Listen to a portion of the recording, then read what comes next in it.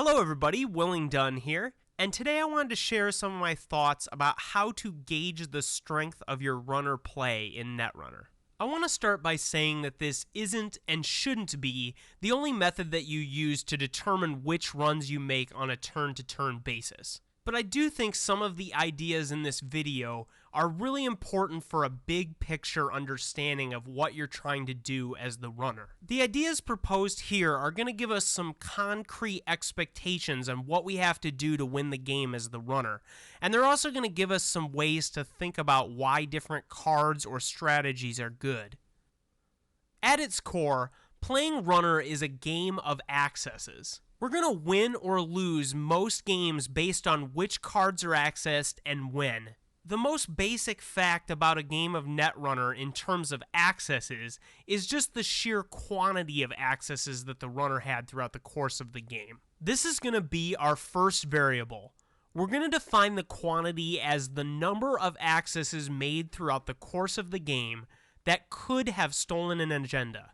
Let's take note of a couple important nuances here. First of all, we're concerned with accesses, not runs.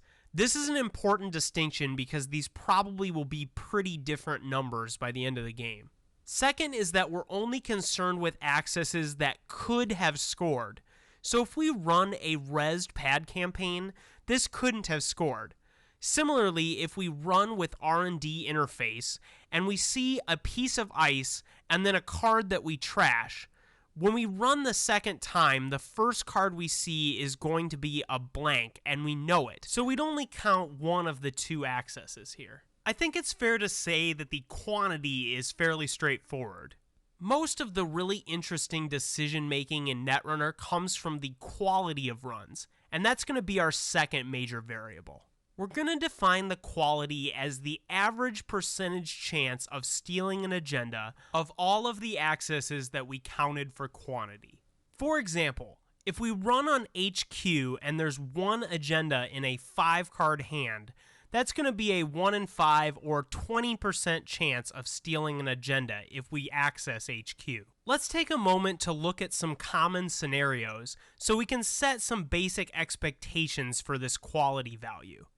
Since R&D is both the most important server and the one that we tend to access first, we're going to use that as the baseline for our quality value.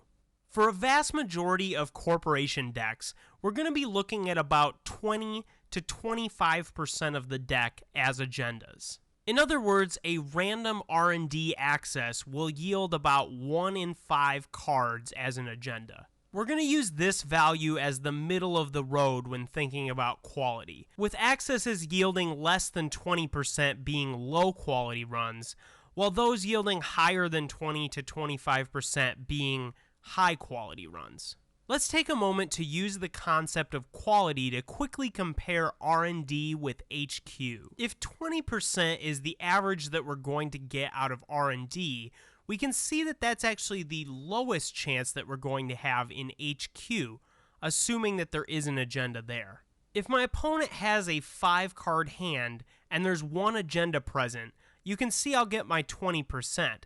But if he has fewer cards or more agendas, that's only going to increase my chance in access. For this reason, we can say that HQ will generally yield higher quality accesses, assuming there is an agenda present. Of course, the hidden information aspect makes R&D a much more reliable source for scoring, even if it's of lower quality. Let's take a look at an example of how a player might use awareness of the state of the game to increase the quality of their accesses. In this example, our corporation opponent has been spending most of the game trying to defend R&D. We've been unable to access R&D for several turns, and our opponent has just been drawing cards with no look to scoring anything. Since we know that about 1 in 5 cards is an agenda, and our opponent has drawn over 20 cards, it's pretty likely that he has more than one agenda in his hand. Rather than using our test run to help us get into R&D, it might be smarter to try to get into HQ, because if we're right about him having multiple agendas, we're going to get a much higher quality access. While the quantity and quality values refer to how we play Netrunner, we need to take into account the deck building of our corporation opponent. For that reason, the last variable is going to be the average point value of an agenda in your opponent's deck. This helps us account for the varied agenda mixes of the variety of decks that we see. Taken together, these three variables will estimate the expectation value of our entire game's play. In other words, by putting these three together, we can get a good idea of our average points scored if we had played the way that we did in a huge number of games. This is useful for putting into perspective an individual game that we played. If we calculate that we should have scored 2 points, but we won the game, it's fair to say that we probably got a little lucky that game. We want to build a runner deck that can consistently outperform the number 7 on the metric. This is because we need 7 points to win the game. Let's take a look at this idea in relation to one of the most popular corporation decks right now, Near-Earth Hub.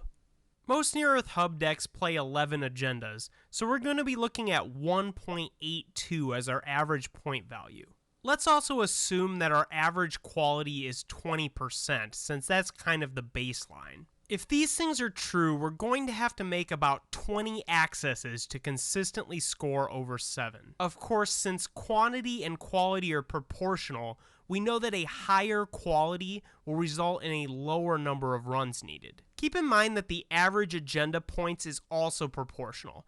This means if you're playing against a deck that has higher average value of agendas, it's going to take fewer accesses to win the game. So when you sit down to play a game against Jinteki Personal Evolution, you know that they're going to be playing a lot of agendas, and that's going to mean that you need to make more accesses throughout the course of the game in order to be able to win against them. Conversely, if you're playing against a Glacier deck that plays a lot of 5 for 3 agendas, it's going to take fewer accesses to win the game, but they're certainly going to make it more difficult for you to access. So we can use this metric to think about the number of accesses that we're going to need to make against a given corporation opponent. We'll see now that we can also use it to inform the way that we build our runner's strategy. Some runner decks will focus more on quantity than quality. A good example is Andromeda. Generally speaking, she wants to make a ton of runs early in the game and continue to do that throughout. She's going to win because she just makes so many runs on so many servers.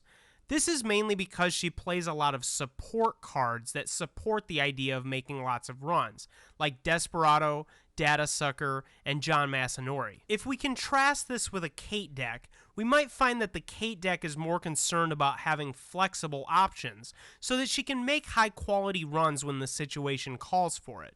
Rather than rewarding pure quantity of runs, Kate is more concerned about making the right run at the right time. She's going to support these with cards like Maker's Eye or Indexing to further increase the number of accesses or quality of her runs. We might accurately describe the Andromeda deck as a quantity-focused deck, while the Kate as a quality-focused deck. When you sit down to build a new runner deck, think about which side of this balance you're on. Do you focus more on quantity? If so, you should play cards that reward running. Do you focus more on quality? If so, you should play cards that let you access at opportune times. Every deck is going to play a balance of these two, but this concept will help you decide which cards survive the chopping block. Well, that's going to do it for the video today. I hope this has given you some vocabulary and mental framework when you're thinking about runner strategy. I've found just using the terms quantity and quality like this have provided me a lot more precise ways to think about why certain cards are good or bad. Indexing is good because it often increases the quality of the next access to 100%. NAPD contract is a good agenda in part because it decreases the quality of accesses made on it when the runner doesn't have 4 credits. While there are certainly limitations to this type of thinking, I think it's really useful for a big picture understanding of runner play. Thanks for watching. If you liked the video, please click subscribe and the button that looks like a thumbs up, and check out some of my other Netrunner videos. This is Willing Dunn logging off, and I'll see you again for some more Netrunner content.